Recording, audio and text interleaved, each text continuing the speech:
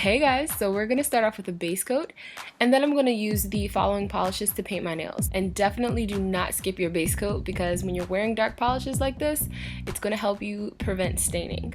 Then we're going to move on to the pointer finger, and I'm actually going to mix a glitter polish. So I'm just taking some clear nail polish, and the glitter of course that I'm using will be listed below.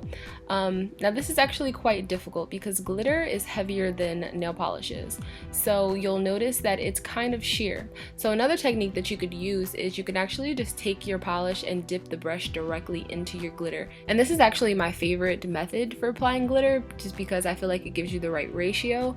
This actually isn't that good of a representation of it right here, but you can see once I've polished my nails fully off camera that I have a really full coverage. Then moving on to our thumb, we are actually going to do a gradient nail. So I'm taking a sponge and I applied the taupe gray color with some clear nail polish on top, and that just allows you to get that seamless blend at the top portion of your nail. See how it just blends into nothing? And then you can reapply that as many times as you need to get a nice coverage. I then applied a clear nail polish as well, just to even everything out. Then going back to our glitter nail, I actually took a really small amount of that gray color and I sponged it over top. So next I used the Orly Instant Artist in white. This, guys, is not nail polish. It's water-based acrylic paint in a striper bottle. Like, who thought of this and why was I not that person? Because this is bomb. If you guys saw the leopard nails that I posted recently on my Instagram, this is what I used. But back to the tutorial. So I'm using that to do some cracks in our tombstone, and the cool thing about using the glitter, guys, is that you can actually see it coming through this nail polish. So you get all of those different speckled colors in this cement look. So, and then I just continue to use that striper brush to write RIP on our tombstone. So we're kind of done with that nail. So we're going to move on to our nail decals, and you want to cut these out as close as you can. If you guys saw my last Halloween tutorial, you know that I made these, but don't worry, there's going to be a link below for you guys to download the images and make them yourself. That DIY video will be up tomorrow actually, and if you stay tuned to the end of this video, you can get a sneak peek.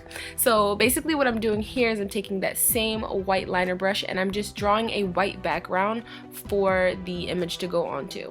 And if you're not a master at eyeballing it, which is totally fine because I'm not either, you can put your nail right next to the decal and kind of draw it that way. Just remember that the image is actually reversed, so it's like a mirror image. So I just applied these directly to the nail with water, and I also took a chunk out of her face so she looks a little bit more, I don't know, would you say possessed or zombie? One of those. And I applied the second decal on my thumbnail. And actually I really love to customize nail decals, you know, it just gives them a little something extra. So I went ahead and I drew a censor bar over her eyes. Then you want to take a blood red color, and I'm just mixing this with a little bit of top coat. I thought that this just made it look a little bit more realistic, and it also makes the red really shiny, which if you were going to make a matte nail, which is what I was planning to do with this look, then having the really shiny blood would, you know, kind of really pop it off of the nail. Now for what might possibly be my favorite nail, I'm going to take that black striper and then just draw a black bar in the center of the nail. And you could omit this step, it's kind of random, but it might help you for the next step, which is we're going to be applying some spikes. So after you do your cleanup, you want to apply a top coat, and then I go in with some brush on glue. I'm using Bondini because it's really strong, and then I just apply my spikes with some tweezers. So after you've done that across the entire nail, you will have something that looks like this. Obviously these are a little bit impractical, but they're fun to wear for, you know, special occasions. And next I also applied a black stud on my pinky nail. I actually got this from a nail wheel from Forever 21. Then last but not least, you want to apply a top coat on all of your nails. And for my tombstone, I actually applied a matte top coat, so you guys can see that that gives it a nicer effect. And then last minute, I decided to draw some black kind of drip marks on my spikes. And I actually like the contrast between the matte paint and the, you know, shine. So there you go, guys. These are your not your average Addams Day family nails. I hope you guys enjoyed this video. If you did, let me know by giving this video a thumbs up. And if you guys want a sneak peek to the DIY decals, here you go. This video will be up tomorrow, so don't forget to subscribe so you don't miss it.